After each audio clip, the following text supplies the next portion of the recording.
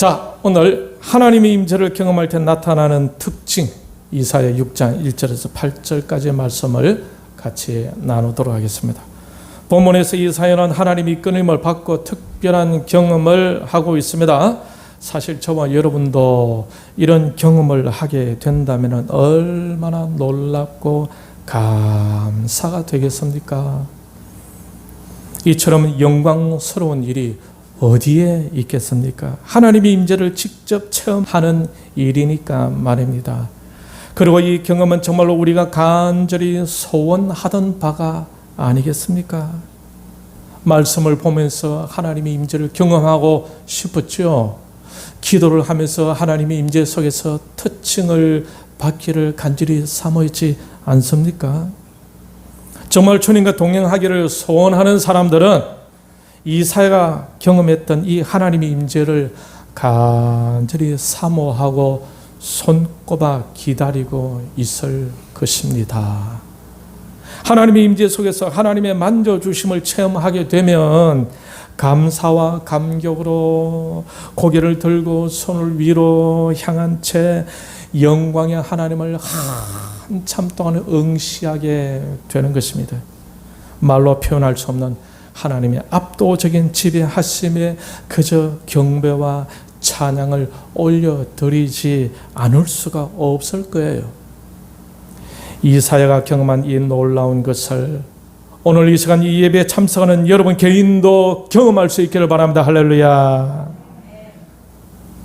그동안 이 본문을 두고 말씀을 묵상해 왔기 때문에 여러분이 잘 알고 계시겠지만 이사야는 그 당시 유다 백성들과는 다르게 하나님께서 특별히 불러서 쓰시려고 할 만큼 신앙적인 면이든 생활적인 면이든 모든 면에서 나름 괜찮은 사람이었을 것입니다.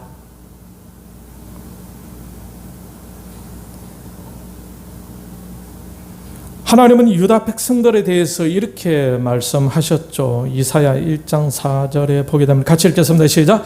슬퍼다 범죄한 나라여, 허물진 백성이여, 행악의 종자여, 행위가 부패한 자식이로다. 그들이 여호와를 버리며 이스라엘의 거룩하신 이를 만홀히 여겨 멀리하고 물러갔도다. 유다 백성들은 종교 행위는 가지고 있었지만 부패한 자식으로서 하나님의 이름을 만홀히 여기며 마음으로는 하나님을 멀리하고 물러갔다는 것입니다. 몸은 종교 행위를 하고 있기 때문에 하나님께 가까이에 있었지만 마음은 불경건함과 불순종함과 죄악으로 이미 하나님으로부터 떠나 있는 상태였다는 사실이에요. 인간적으로 보는 것 다들 종교 행위를 하니까 하나님께 가까워져 있는 것처럼 느꼈지만 하나님께서는 멀리 떠났다라고 이렇게 말씀하고 있는 거예요. 그런데 이사야는 그들과는 다르게 하나님의 임재 안으로 초청받아 나아갔던 사람이었습니다. 분명히 이사야는 그 당시 유다 백성들과는 구별되고 있죠. 유다 백성들의 마음은 하나님으로부터 멀리 떠나 있는 상태였고 이사야의 마음은 하나님께로 더 가까이 나아갔던 사람이었습니다.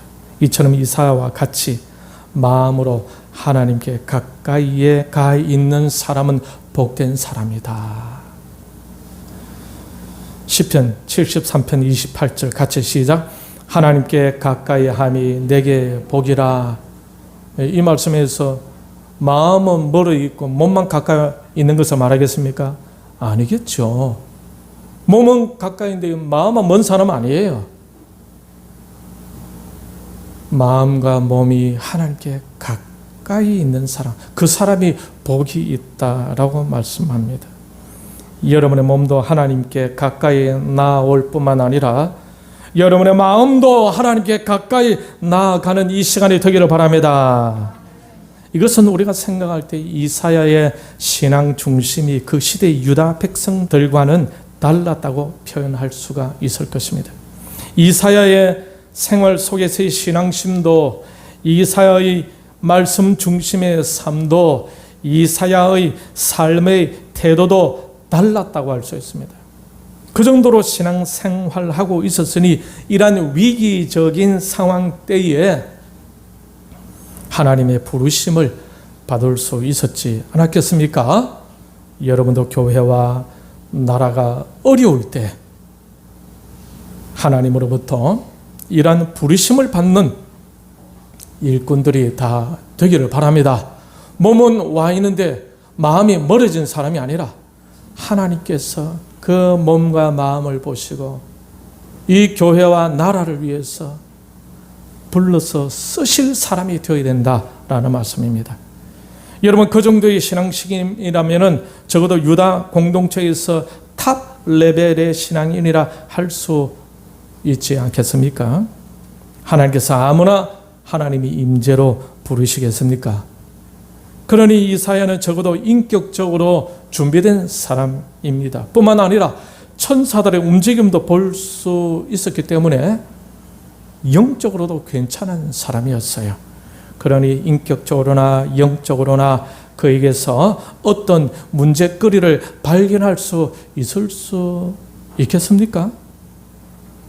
이런 이사야에 대해서 이러쿵 저러쿵 비판할 수 있을 사람이 과연 그 당시에 몇 명이나 있을 것 같습니까? 제 생각에는 아마 없지 않았을까? 조심스럽게 생각해 봅니다.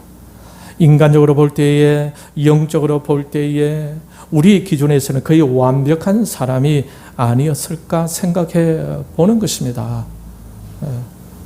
여러분 중에서 스스로가 생각할 때 그나마 좀 완전하지 않지만 거의 완벽에 좀 더 가까운 사람이 아닐까 스스로 생각하는 사람들도 있을 수 있겠죠.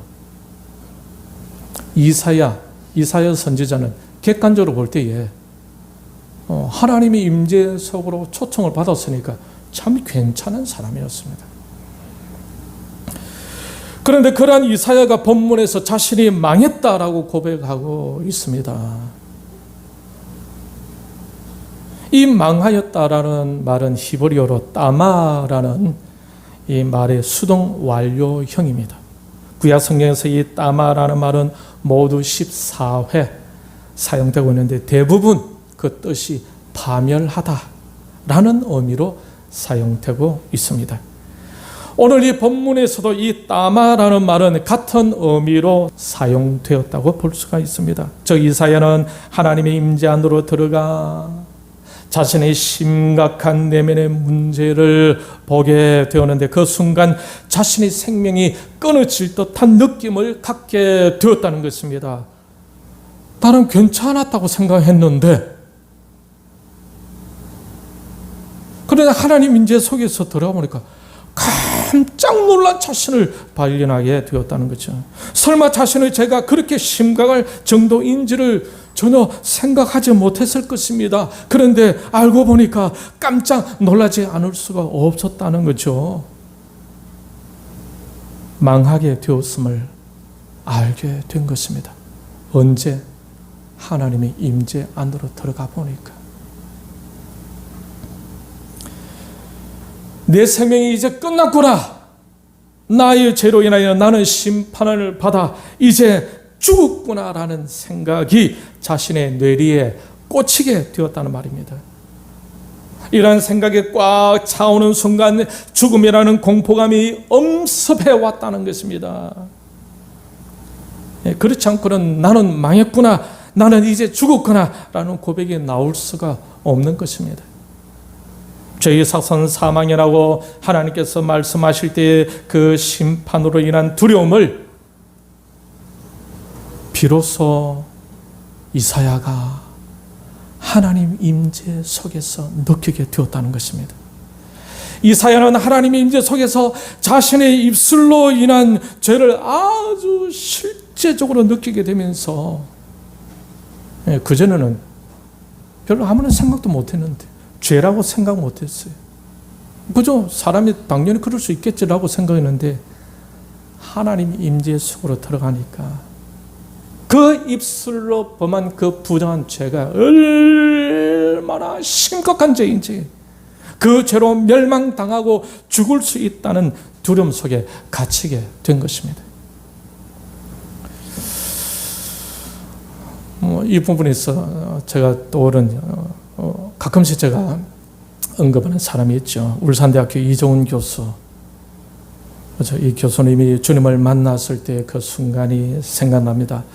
CT에서 방송을 통해 어떤 목사님의 설교를 듣고 있었는데 그 목사님이 갑자기 그날 톤이 좀 달라지면서 죄를 지적하며 회개하라는 말씀을 전가하더랍니다.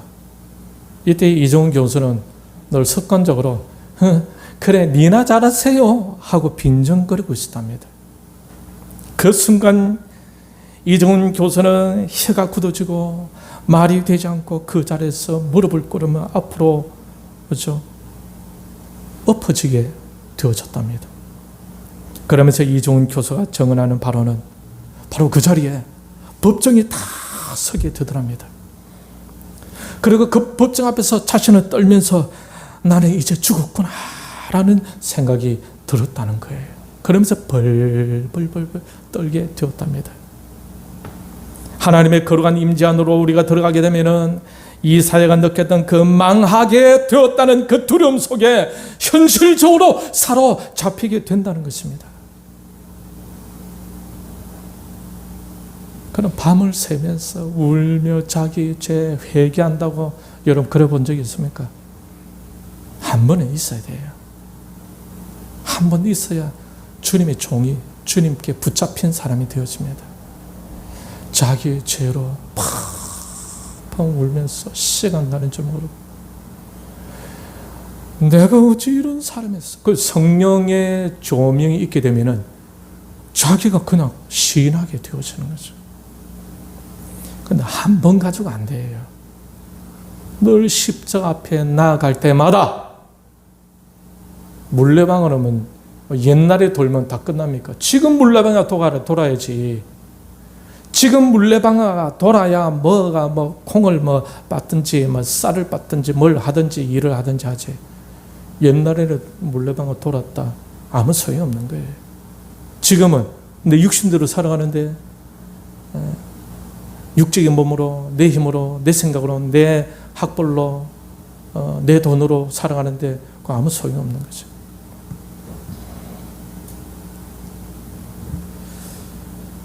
하나님의 그러한 임재 안으로 들어가게 되면은 이사야가 느꼈던 것처럼 자기의 죄가 깨닫게 되어지면서 대굴대굴 구르게 되어진다. 하나님의 심판에 대한 두려움 속에 갇히게 되는 거죠. 벌벌벌 떨게 되어집니다. 사실 우리도 가끔 경험할 수 있는 것일 수도 있죠. 우리가 우리 자신도 모르게 하나님 앞에서 죄를 범하는 경우에 하나님께서 그냥 내버려 둡니까? 죄를 범할 때에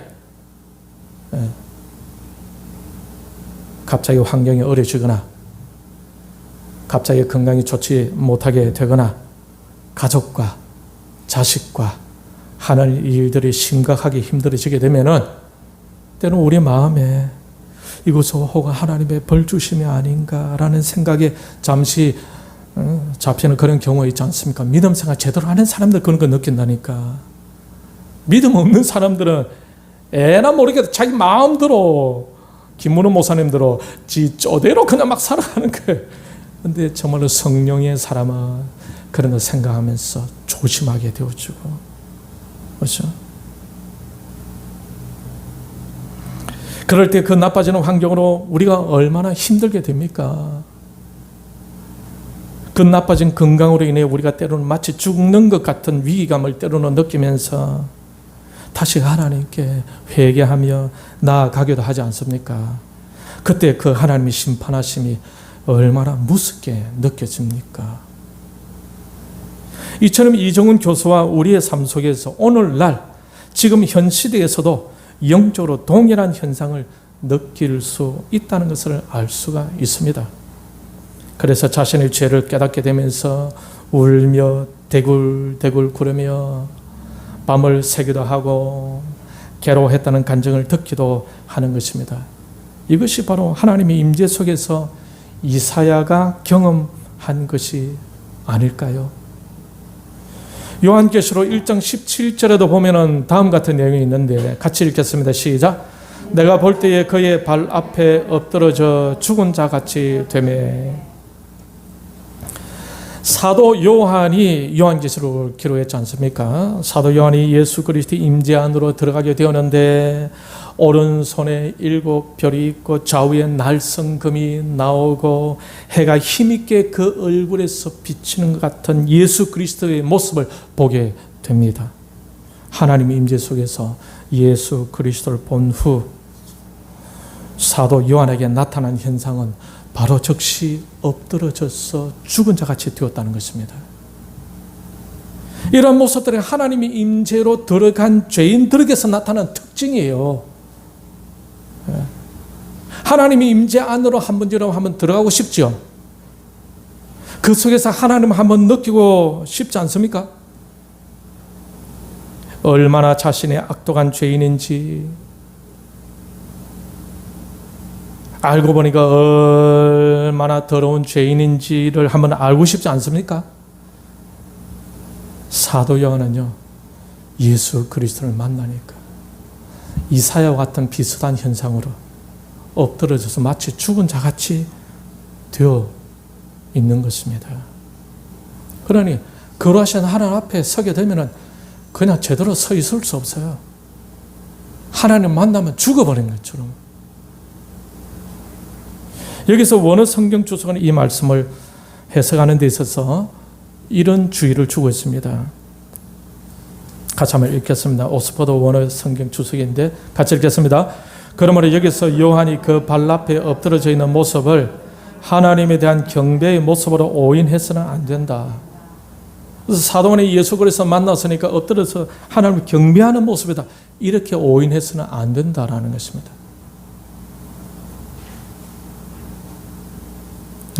그러면 사도 요한이 엎드러져 있다는 것은 무엇을 말하는 것입니까? 그것은 설명 원어 성경 주석은 이렇게 말하고 있습니다. 같이 읽겠습니다. 시작.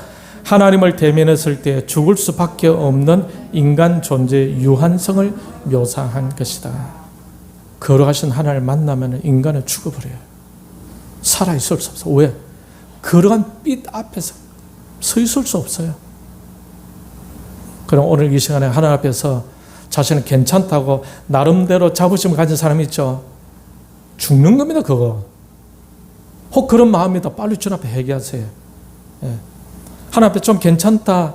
뭐 얼굴 예쁘고, 뭐 배경 괜찮고, 돈 좀 있고, 그 뭐 하나님 앞에 이래 나름대로 괜찮다라고 그 생각 그 자체가 범죄인 거예요. 무지몽명 깨닫지 못하는 사람들. 옆에 한번 보세요. 그런 사람 혹시 있는가? 하면서 한번 쳐다보세요. 자기가 나름대로 괜찮다고 해서 하나님 임재 앞에 서면요 녹아버려. 서 있을 수 없는 그런 존재임을 영적으로 깨닫지 못하는 이 무지함 때문에 교만한 거라. 무지함 때문에 자기가 나름대로 괜찮다, 잘났다, 남들과 비교해가지고 우울감을 가지고 그거는 쓰레기입니다. 쓰레기. 차라리 하나님 내같이 더럽고 추한 거 완전히 냄새 나는 모습이잖아요. 하나님 오히려 그 모습이 귀한 모습이에요. 귀한 모습. 내가 가지고 있는 돈, 배경, 학벌 뭐 여러 가지 남들을 비교해서 내가 괜찮다라고 나름대로 칼 잡고 딱 무게감 있게 해서 그건 쓰레기라니까. 쓰레기. 예수님을 하나님 임재 속에서 주님을 만나지 못한 상태니까 만난 사람은 그럼 못해요. 정말 예수를 만나면요 그래 서 있을 수 없어요. 자신은 얼마나 더러운 죄인인데 그런 거 어디 뭐 뿌릴 거 어디 있어요. 뭐 뿌리가 똑같은데. 그렇죠? 그는 예수님을 진짜 만나면은 사람이 겸손하게 되는 겁니다. 사람이 훈훈하게 되어져요. 가까이 가고 싶은 사람. 예수님은 아직 못 만나니까 힘주고 각주고 돈 있는 체 하고 뭐 배경 괜찮은 체 하고 막 내세우고 그런 것밖에 더 있나? 그것 가지고 그래서 세상 사람은 가오잡고 왜? 그것밖에 없으니까. 예수님이 없으니까 그렇게 되는 거예요. 예수님이 없으니까. 혹 여러분 옛날에 그럴 때도 아니겠습니까? 그런 때 아이고 참 내가 어리석은 때였구나. 예, 그런 것을 자각해야 되는 거예요. 예수님을 진짜 만나는 사람 그렇지 않아요. 마치 죽은 사람처럼 사람이 완전히 달라진다니까요. 여러분, 거룩한 하나님의 임재에 들어가게 되면 그냥 숨이 막히는 것 같이 이제 곧 죽는다는 느낌으로 두려움에 벌벌 떨게 된다는 것입니다. 우리가 너무 놀라게 되게 되면 깜짝 놀라면 힘이 갑자기 쫙 빠지면서 주저앉게 되잖아요. 하나님 임재로 들어가게 되니까 하나님의 그 거룩하심과 하나님의 위엄 아래서 자신 속에 있는 생각지도 못한 그 더러운 죄, 악을 인지하게 되면서 그 순간 놀라게 되며 그 죄로 인한 심각한 좌절, 헤어나올 수 없는 인간적인 절망 속에서 아주 정신을 아주 잃어버리게 된다니까요. 사도행전 9장에도 바울이 예수를 만나는 장면이 나오죠.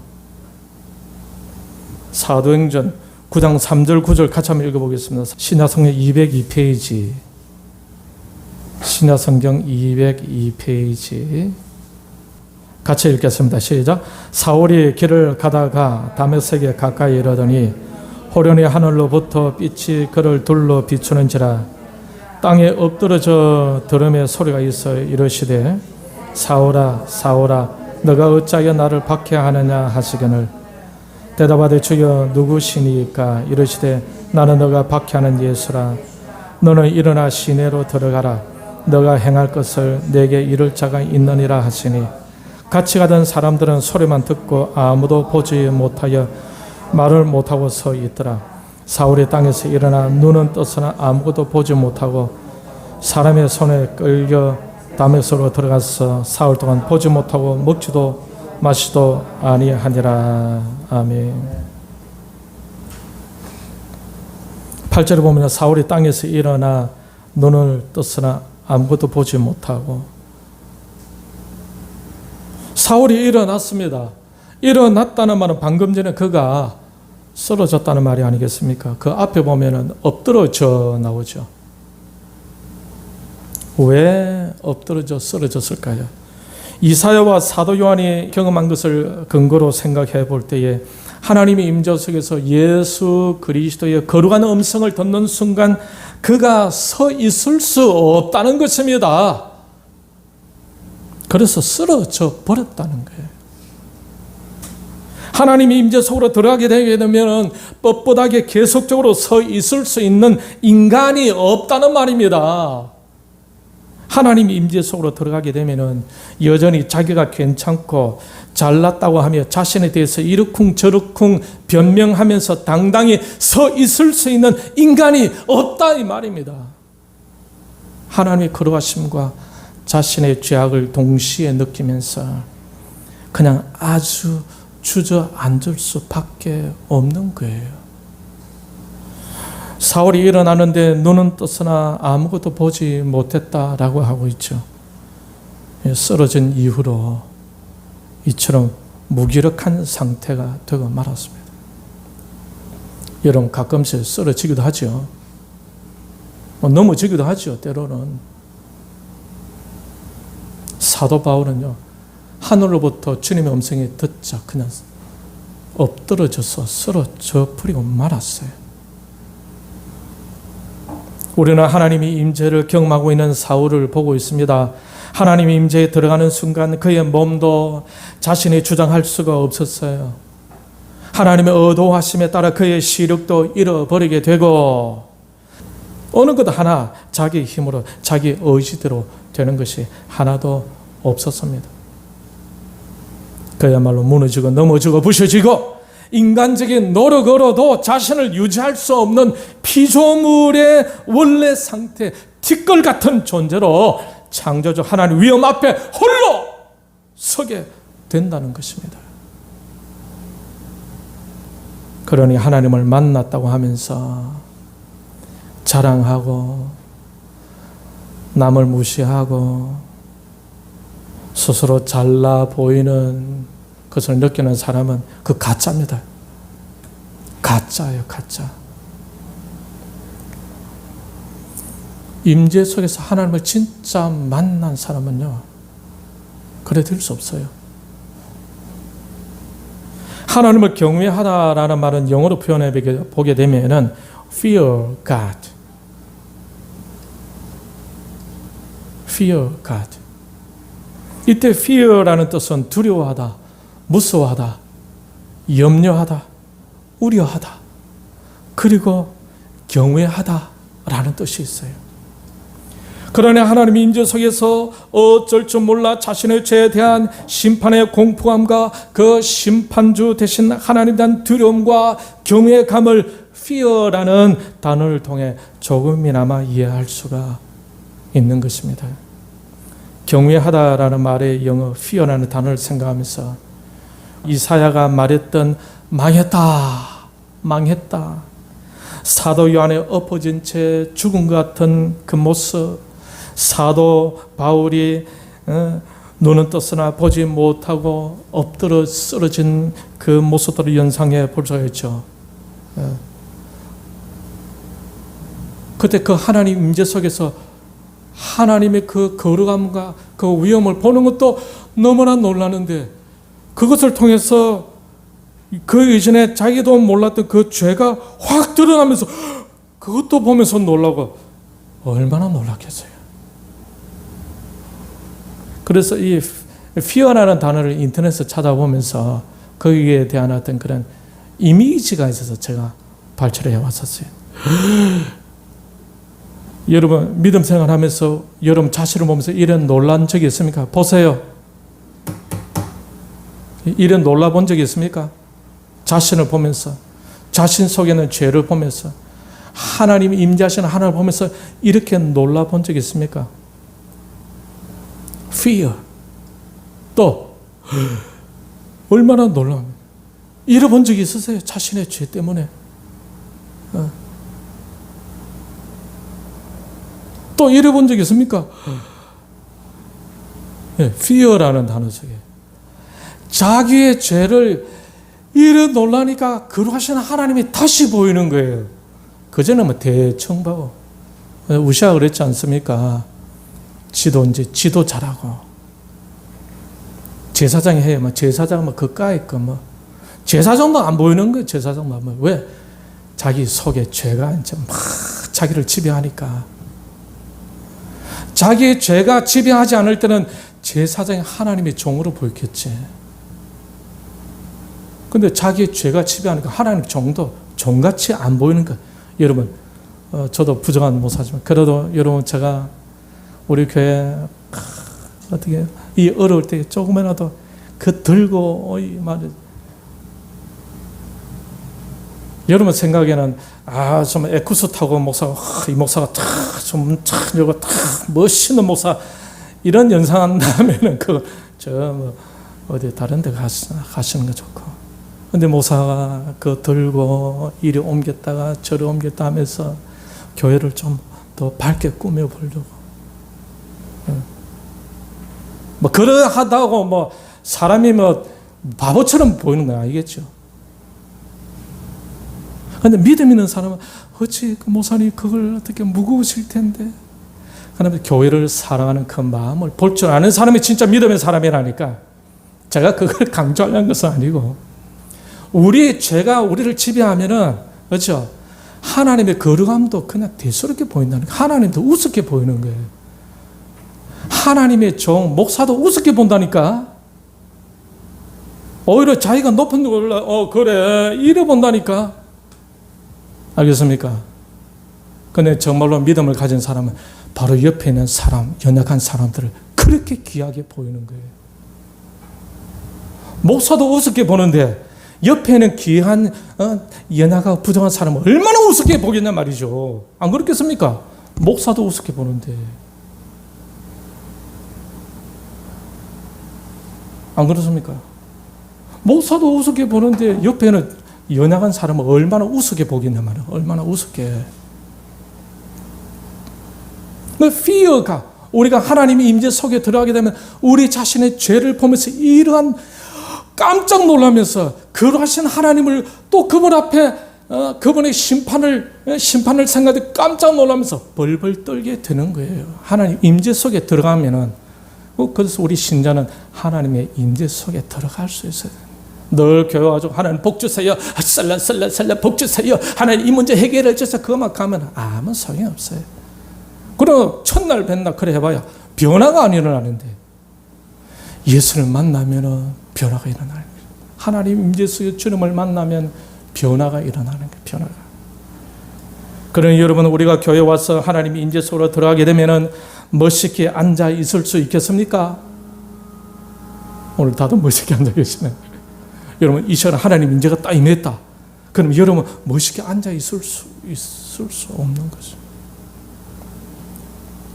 그 하나님과 막 오 주님 그 빛 영광스러운 그 빛만 봐도 눈이 막 멀어지고 그렇죠. 지구멍에서 숨으려 하는 이런 어떤 모습이에요. 그런데 그 이후에 하나님께서 얘야 그래서 내 아들을 너를 위해 바쳤지 않니? 괜찮아 이리 와. 그때서 비로소 할렐루야 주님 감사합니다. 나 같은 것을 받아주셔서 감사합니다. 그때서 웃음과 기쁨과 감사로 주님을 찬양하면서 축제의 예배가 되어지는 것입니다. 여러분 교회 와서 하나님 임재 속에 들어가게 되면 그럴듯하게 폼 잡으며 앉아 있을 수 없는 거예요. 누가 말씀을 평가하며 누가 높은 마음을 가지고 버젓이 앉아 있을 수 있겠습니까? 아무도 없는 것입니다. 이런 하나님이 임재하심 자체로 하나님의 그 위험 앞에서 도저히 죄를 감출 수가 없어 스스로 시인해버리게 되고 들키게 되어지면서 얼굴은 벌겋게 부끄러워 달아오르고 몸둘 바를 모르고 마치 감추려고 했던 모든 것이 다 들켜서 고개 들 수 없는 완전 민망한 상태로 어쩔 줄은 몰라게 되는 거예요. 하나님 임재 속에. 그런데 여러분 주일 날마다 그런 하나님 임재를 경험한다면 영이 살아나게 되겠지. 이것이 진실된 믿음의 성도의 모습이다라는 사실입니다. 그러면서 심판의 두려움을 느끼며 벌벌 떨게 되고 하나님의 처단을 기다리고자 그냥 엎어져 죽은 사람처럼 되는 것입니다. 그러면서 한없이 울게 되죠. 왜? 자신의 죄 때문에 거짓말하고 속이고 협박하고 교만하고 그죠? 여러 가지 많은 것들이죠. 순종 안 하고 불만하고 원망하고 감사 안 하고 이런 거 생각나니까 눈물만이. 그동안 자신은 스스로 괜찮은 존재로 생각해 왔던 것들이 얼마나 어리석은 것인지 얼마나 교만한 것인지 하나님 임재 속에서 예수 그리스도를 만나는 순간 다 허물어져 버리는 거예요. 그저 눈물만이 앞을 가리게 되면서 사도 바울은 외쳤던 것처럼 오라 나는 곤고한 사람이로다. 이 사망의 몸에서 누가 나를 건져내랴 라고 고백할 수밖에 없는 것입니다. 이사야처럼 내가 망하게 되었도다. 그러면서 자랑거리로 인한 자부심과 자긍심들이 한꺼번에 다 무너져 내리면서 순간 그야말로 비참하고 절망스럽고 바보 같은 사람이 된다는 거죠.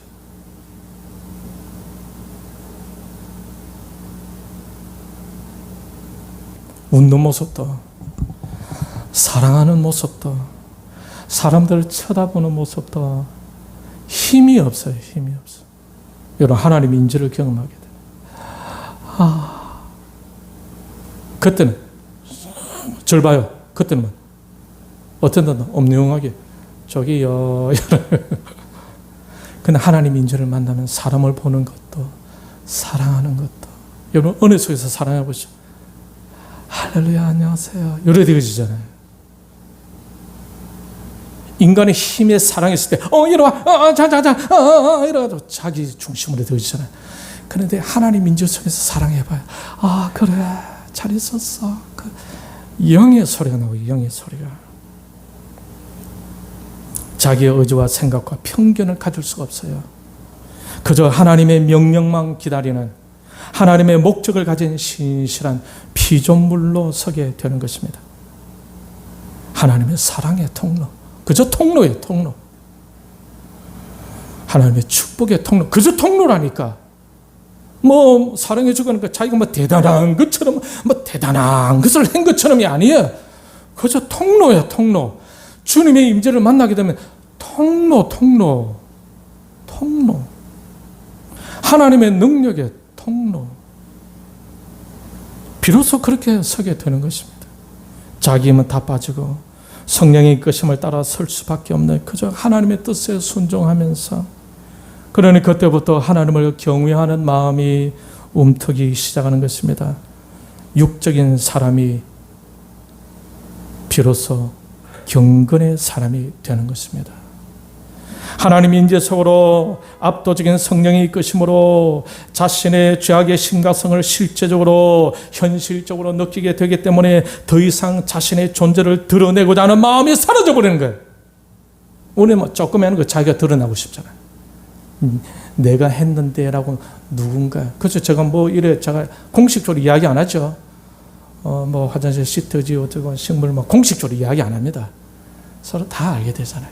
예. 안 드러내려고 그래요. 그 조금 한 거예요. 주님은 십자가에 죽으셨는데 자기를 위해서. 그거 비하면 뭐 눈곱 빠고도 안 되는 거 같잖아요. 더 이상 자신의 존재 드러내고 싶은 마음이 안 생겨져요. 큰 소리도 칠 수 없어요. 변명하고자 하는 마음도 없어져요. 마치 죽은 것 같이 다 덜킨 것 같이 아주 순한 사람이 되고 마는 거예요. 그 모습을 보고 있으면 안 믿는 사람들은 사람 왜 저리 힘이 없어 라고 하는데, 그 사람의 과거를 아는 사람들은 그렇게 변화된 모습을 보고 성령으로 취한 듯한 그 모습이 얼마나 귀한지, 그 모습이 얼마나 아름다운지를 서로가 알아가게 되는 것입니다. 그러한 사람이 화목을 위한 일꾼으로 서게 되는 것입니다. 그런 경험이 있는 사람들은 죄의 사선 사망이라 할 때 그 사망이라는 말이 얼마나 무서운 건지를 알게 됩니다. 그 사망은 죄에 대한 하나님의 심판이기 때문입니다. 때로는 하나님께서 바로 죄를 바로 넘어지게 해버리고 바로 다치게 만들고 바로 큰 문제를 일으키게 만들고, 목회를 하다 보면 많이 경험해요. 하나님의 심판이 얼마나 무슨 그 정도 봐주는 거예요. 봐주는 거. 그런 하나님께서 정말로 노하신다면 얼마나 무서운지를 알아야 된다는 사실. 그러므로 사망에 대한 두려움을 갖게 되니까 더 이상 죄를 범하고 싶겠습니까? 아이고, 죄라는 것은 몸쓰러진다. 왜 호되게 당하니까 말도 이제 함부로 못하고 말이죠. 행동도 함부로 못하고. 그러니까 더 이상 교만해져 있을 수가 없는 거예요. 하나님의 임재 속에 들어가게 되면은 옛날에 지었던 작고 작은 죄, 아주 대수롭게 생각했었던 그 죄들도 얼마나 심각하게 느껴지는지 모른다니까요. 그러니 작은 죄도 더 이상 지을 수 있겠습니까? 아이고, 무서워라. 안 돼, 못해. 더 이상 교만해질 수가 없는 겁니다. 그렇게 되니 어떤 현상이 일어나겠습니까? 삶의 변화가 일어나게 되는 것입니다. 사람이 달라져야 하나님의 영광이 드러나는 것입니다. 이제 그런 사람이 경험할 수 있는 것은 주의 사람들의 인정이 남아있는 거죠. 주의 사람들이 존경해 줍니다. 주의 사람들이 사랑해 줘요. 내가 왜 진작 이러지 못했을까? 이제 후회하게 되어지죠. 그 사람이 더 바보스럽게 사랑의 통로, 능력의 통로, 그저 축복의 통로로서 서 있게 되어지니까. 더 이상 나를 알아달라고 하지 않아도 남들이 더 사랑해 주는데, 이제 그 비결을 알게 된 거예요. 비결을. 근데 믿지 않는 사람들이, 육신의 사람들은 어떻습니까? 남들이 나를 알아주게 하기 위해서 억지로 하죠. 억지로. 남들이 다 아는 거라. 그게 성령으로 인한 것인지를 다 알게 되죠. 그러면 이 체질을 받게 돼요. 영적인 체질로. 여러분, 윤미향 씨, 하나님 믿고 신앙을 했다면서도 위안부 할머니를 이용해서 앵벌이, 그 할머니를 데리고 다니면서 자기 집을 몇 채를 산, 돈 벌고 있어서 하나님을 만났다고 하면요, 도저히 양심상 그렇게 할 수가 없어요. 그 돈으로 북한 독재자를 위해서 일한 단체들을 돕기도 했다지 않습니까? 윤미향 씨는 하나님 믿는 것이 아니라 하나님을 수단으로 삼고 다른 신념을 믿고 있는 거예요. 그렇게 되는 게 당연히 도덕 불감증 현상이 일어날 수밖에 없는 것입니다. 결국 위안부 할머니들에게 오히려 자괴감과 속병을 앓게 하는 것입니다. 예수를 믿는다고 하지만 변화가 일어나지 않습니다. 왜? 하나님의 임재를 경험하지 못하니까. 무늬만 신자니. 전 법무부 장관 조국은 예수님을 믿지 않는 사람들의 전형적인 결과의 모습을 보여주고 있죠. 자기만 잘 되면은 양심도 없고 죄책감도 없이 법을 어기면서도 법을 강조하는 이중적인 삶을 살게 되는 것입니다. 오히려 거짓과 윗선을 잘하면 잘할수록 그것이 자신의 인생의 경륜과 능력이 된다는 것을 본보여주는 잘못된 삶이 되는 것입니다. 패역한 사람이죠. 이런 사람이 한 나라의 법무부 장관이 되었으니 이러한 나라에 무슨 비전이 있겠습니까? 이런 사람들 때문에 헬 조선이 되는 거예요. 참 안타깝죠. 이 나라 도덕 기준은 완전히 다문에 세계 사는 보면 안 우습겠습니까? 그동안 그렇게 신뢰를 쌓아놨던 아이고 뭐 그렇게 죄를 보면 위조 사기 그런 사람 법무부 장관이 됐다면서 그 나라 웃기는 나라네 이래 되지 않겠어요? 기가 찰 노릇이죠. 여러분 윤미향씨 이 윤미향씨는 예수님을 진짜 만나지 못한 하나님의 임재를 경험하지 못한 교회의 모습을 보여주고 있는 것입니다. 이런 모습은 결과적으로 세상 사람들이 알게 될 때에 예수 그리스도 얼굴에 먹칠을 하게 되고 전도에 방해가 되는 것입니다. 지금 이 시대가 너무나 혼탁해 가고 타락해 가고 있습니다. 이때 우리는 이사야처럼 사도 요한처럼 사도 바울처럼 하나님의 임재를 경험할 필요가 있지 않겠습니까? 하나님의 임재 속에서 주님을 만나 새롭게 무장하는 것이 필요합니다. 그 주님을 만나 우리 자신에 대한 전인격적인 진단이 필요하고 우리는 그 임재 속에서 우리 자신의 패역함을 분명하게 깨달을 필요가 있는 것입니다. 그러면서 새로워져야 하는 것입니다. 변화가 일어나야 합니다. 거듭나는 것이 필요한 것입니다. 그래야 예수님의 제자가 될 수 있고 제자를 삼을 수가 있지 않겠습니까? 지금까지 우리 자신이 의지하던 그 모든 것들을 다 내려놓고 이제 다시 주님을 응시할 필요가 있지 않을까요? 다시 주님의 말씀으로 돌아가야 합니다. 다시 그 앞에 설 수 있어야 합니다. 그곳에서 하나님의 임재 안으로 들어가야 하는 것입니다. 지금 현재 우리는 어디에 서 있습니까? 우리는 무엇 앞에 서 있습니까? 우리는 이제 주님 앞에, 말씀 앞에, 복음 앞에 다시 설 수 있어야 합니다. 그래야 세상의 빛이 될 수 있고 세상의 소금이 될 수가 있는 것입니다. 이 자리에 함께하는 모두가 다 하나님의 임재를 사모할 수 있기를 바랍니다. 할렐루야. 하나님의 임재 안으로 같이 들어갈 수 있기를 바랍니다. 이사야처럼 하나님의 임재 안에서 주님을 만날 수 있기를 바랍니다. 자신을 정직하게 알 수 있기를 바랍니다. 그 앞에서 우리의 자신의 죄가 얼마나 심각한지를 깨닫는 은혜가 있기를 바랍니다. 그 앞에서 우리 자체가 얼마나 타락한 존재인지를 알게 되기를 원합니다. 그래야 이사야처럼 사도 요한처럼 사도 요한처럼 사도 바울처럼 우리 자신의 무익함을 알고 다시 하나님으로부터 부름을 받고 쓰임받는 일꾼들이 다 되기를 바랍니다. 하나님 앞에서 기쁨으로 감사와 찬양을 올려 드릴 수 있는 화목해하는 저와 여러분들이 다 될 수 있기를 소원합니다. 하나님의 인재를 사모하는 여러분에게 거룩한 하나님께서 여러분을 만나 주시고 여러분을 안아 주시며 여러분을 만져 주심으로 말미암아 영적으로 맡고 있는 여러분의 죄와 여러분의 모든 문제 해결함을 받는 은혜가 있기를 바랍니다. 그리고 하나님께 자원하여 화목을 위해 귀하게 쓰임받는 여러분이 다 되시며 아멘 하며 반응을 보이는 여러분 그리고 여러분 자자손손에게 하나님의 영광이 임하는 일들이 일어나기를 주님의 이름으로 축원합니다. 이 시간 우리의 말씀을 생각하면서 하나님의 사람들이 하나님 임재 속에서 만났던 그 특징들이 나에게도 일어나서 나도 이 시대에 하나님께서 필요한 그 사람이 되게 하여 주옵소서. 하나님의 임재로 나를 이끌어 주옵소서. 이 시간 우리 아참은 주의 한번 부르셔 간단하게 같이 기도할 시겠습니다. 부르시겠습니다.